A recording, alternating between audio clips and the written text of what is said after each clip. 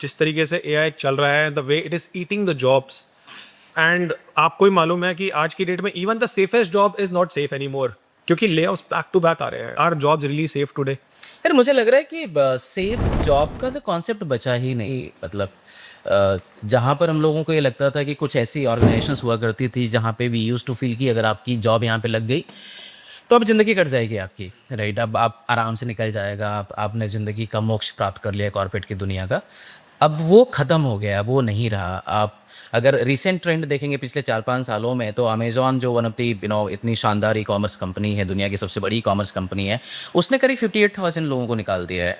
Google जैसी कंपनियां 11,000 से ज़्यादा लोगों को निकाल चुकी है, मेटा निकाल चुकी है, इंटेल निकाल चुकी है, सेल्सफोर्स निकाल चुकी है, एक्सिस बैंक ने भी कुछ 4 दिन पहले 3,000 लोगों को निकाल दिया, जबकि बैंकिंग जॉब बहुत सेफ मानी जाती थी। तो ये कहना कि सेफ जॉब जैसा कुछ है वो रहा नहीं। और मुझे लग रहा है कि अगले 3-4 सालों में जो बची कुची जो बिलीफ सिस्टम है ना, सेफ जॉब का ख़त्म ही हो जाएगा। लोग बिजनेस की बात जब करते थे तो हमेशा ये बोलते थे कि यार जॉब सेफ है, जॉब इतना रिस्क नहीं है। मुझे ऐसा लगता है कि आप उन लोगों से बात करके देखो जिनको खुद 4 दिन पहले एक्सिस बैंक ने जो 3,000 लोगों को निकाला, और एक्सिस बैंक ग्रो कर रहा है। एक्सिस बैंक ने 400 नई ब्रांचेस खोली हैं, और एक्सिस बैंक प्रॉफिटेबल बैंक है। मतलब लास्ट ईयर उनके फाइनेंशियल में they made profits also, good profits. तो उन 3,000 लोगों के बारे में सोच के देखो, उसमें से बहुत सारे ऐसे लोग हैं जो 15-20 सालों से होंगे बैंक में, कुछ 10 सालों से होंगे बैंक में। और आपको पता है कि एक सर्टेन लेवल के बाद, मतलब एक नई जो चीज़ निकल के आई है कि 10 से 15 साल के एक्सपीरियंस के बाद मार्केट में आप इतने कॉस्टली हो जाते हो कि आपको रिप्लेस करने के लिए बाकी जो नीचे के लोग हैं, एआई तो कर ही रहा है, वो आपसे कम रेट पे आने को तैयार है।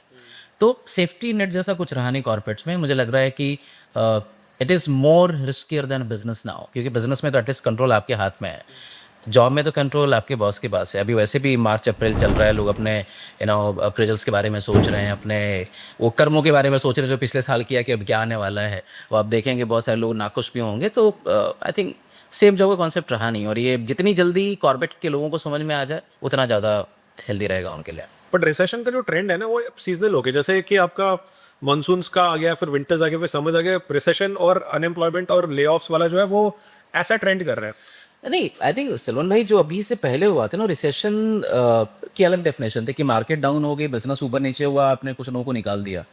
That was a different thing all together.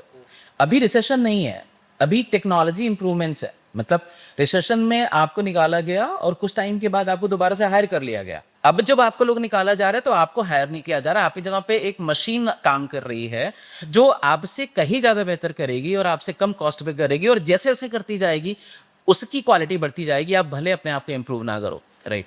तो ये रिसेशन तो नहीं कह सकते, ये कंप्लीट एक चेंज है जहां पर आपको लौट के आने की गुंजाइश नहीं है। मतलब ये मैच गया तो गया आपके हाथ से।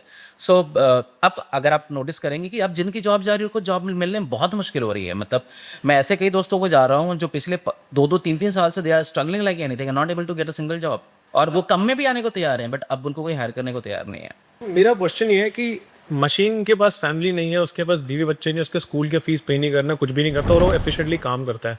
वेयर एज यहाँ पे एक मनुष्य है, मानव है, इंसान है, उसको नौकरी करनी पड़ती है, उसको नौकरी इसलिए करनी पड़ती है ताकि वो 2 पैसा घर लेके जाए। How do you see the future कि आने वाले टाइम में जो मशीन्स ही रहेंगे क्या, कि ऐसा इंसान फिर क्या करेंगे? अगर क्या होगा फिर, इंसान करेगा क्या? जिनको निकाला जा रहा है उनके घर में फैमिली है, बट जिन मशीनों को बना रहे हैं वो भी तो अपनी फैमिली के लिए बना रहे हैं ना इनको। So there are smart people who are building this machines, और ऑब्वियसली उससे उनको पैसा मिल रहा है। क्या है ना, इकोसिस्टम हमेशा इवॉल्व होता है, डेवलप होता है। मतलब आप अगर कुछ भी नहीं करेंगे तो भी दिन तो कट ही रहा है। टेक्नोलॉजी बढ़ रही है, नाखून बढ़ रहा है, बाल बढ़ रहे हैं, कुछ ना कुछ इवॉल्व हो रहा है। समस्या ये है कॉर्पोरेट में, या उन लोगों के साथ समस्या ये है कि, या किसी भी ह्यूमन बीइंग के लिए, हम लोगों के साथ भी समस्या ये है कि हम अपने आप पे काम करना बंद कर देते हैं। आप टेकने के लिए अगर आप डेली लाइफ अगर अपने आप को देखो तो आप घर से बाहर जब निकलते हो तो आपको ये ध्यान रहता है कि आपका मोबाइल चार्ज है कि नहीं है, राइट। आप घर से बाहर निकलते हैं तो आपको ये ध्यान में रहता है कि आपने चार्जर लिया है कि नहीं लिया। आप जब नया फ़ोन खरीदते हैं तो आपको ध्यान रहता है कि नए सॉफ्टवेयर्स वाले फ़ोन ले लें, नए अपडेट्स वाले फ़ोन ले लें। आप आईफोन चेंज कर रहे होते हैं।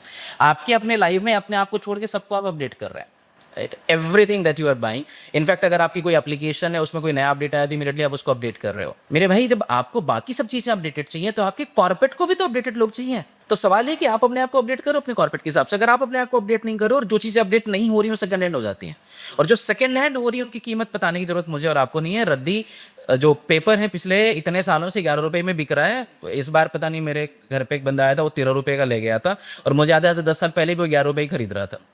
तो रद्दी चीज़ें का रेंट तो ऐसे ही बढ़ता है यार।